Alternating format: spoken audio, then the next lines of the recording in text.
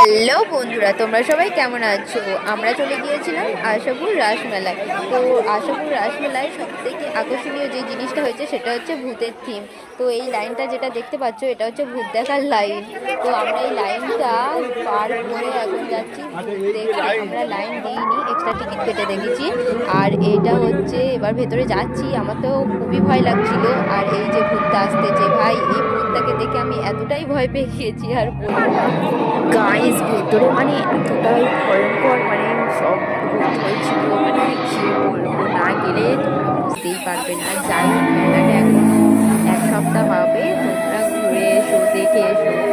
আর সত্যি বলতে খুব খুব ভালো হয়েছিল এই যে সিনারিগুলো ঘুরতে। আমার তো ভয়ও লেগেছে। যাই হোক, আর ভিডিওটা তোমরা কটা ভূত দেখতে পেরেছো অবশ্যই কমেন্ট করে জানিও। বাই।